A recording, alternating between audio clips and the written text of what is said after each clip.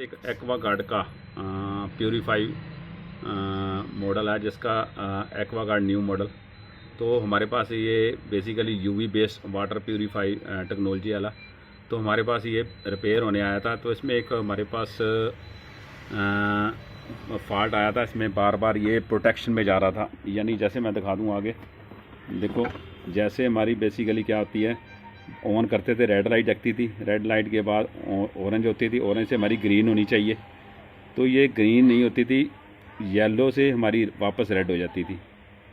तो ये एरर का फॉल्ट है। तो एरर के फॉल्ट में हमें क्या क्या चेक करना है। तो कई बार ये एरर का मैं जो ट्रिक बताने लगा हूँ उस तरीके से आप फॉल्ट निकाल भी सकते हो। देखो मैं दिखा दूँ थोड़ा पहले आपको। कहीं बेसिकली ये तो फॉल्ट मैं वैसे निकाल चुका हूँ, पर निकालने के बाद मैं वैसे मैं जितनी वीडियो डालता हूँ निकालने के बाद मैंने वीडियो डाली है। देखो अभी देखो रेड है, रेड से ऑरेंज हुआ, ऑरेंज से ग्रीन होता है वैसे।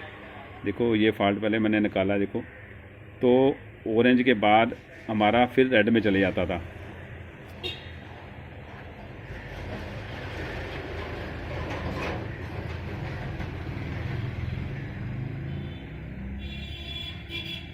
देखो ये तो अभी ओके कंडीशन में है।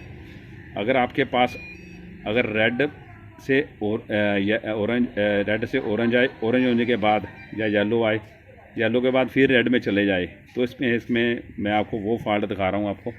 क्योंकि बेसिकली क्या होता है, इसमें कई ट्रिक होते हैं। एक तो हमारा देखो यूवी में जो हमारा मदरबोर्ड, कई बारी जो हमारा ये पीसीबी लगा हुआ इसमें मदरबोर्ड ऑन करने के लिए ये हमारे 12 वोल्ट निकालने छोड़ जाता है। तो क्या करता है, इसकी हमने स्टैंड बाई कैसे डायरेक्ट करनी है। सबसे पहले ट्रिक है हमारा, देखो इसमें पहली दो ब्राउन और रेड वायर से हमने क्या करना है, एक 1K की रेजिस्टेंस, देखो ये 1K की एक रेजिस्टेंस हमने लगा दी हुई है, ग्राउंड कर दी हुई है। तो इससे हमारा क्या होगा, जो हमारी स्टैंड बाई ओपन हो जाएगी वो हमारे 12 वोल्ट की सप्लाई डायरेक्ट आ जाएगी बाहर। अगर ये सप्लाई बाहर डायरेक्ट नहीं आती तो हमने क्या करना है, बाकी तो हमारी जो सप्लाई चलती रहेगी।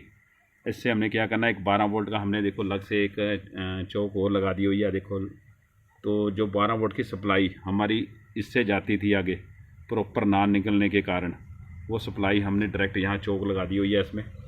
तो हमारा ये एक्चुअली एक तो एरर का फॉल्ट था वो निकल चुका हुआ है। तो एक हमारा जो सप्लाई है हमने स्टैंड बाई इसका ओपन कर दी हुई है। स्टैंड बाई ओपन करने के बाद हमने देखो एक 1K की डिस्टेंस ग्राउंड कर दी हुई है।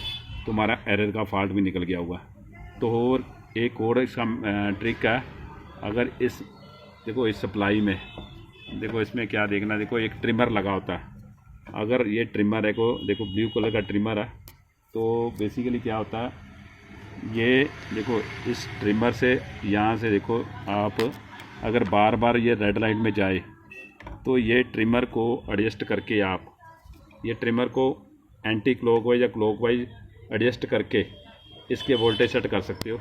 इससे क्या होगा, हमारा बार बार जो रेड लाइट में जो प्रोटेक्शन में जाता है, इससे हमारी टेंशन दूर हो जाती है। यानी आप अगर एक तो मैंने इसमें स्टैंड बाई ओपन करके मेथड बताई है, अगर ये 12 वोल्ट नहीं निकलते, दूसरा बाकी सप्लाई ऑन हो जाती है, देखो यूवी को लाइट जाती है, फिर भी आपके 12 वोल्ट नहीं निकलते, तो 12 वोल्ट का हमने अलग से ट्रांसफार्मर डायरेक्ट एक अलग से यानी चौक लगा दी हुई है। तो हमारी जो प्रॉब्लम थी वो अब सोल्व हो चुकी हुई है।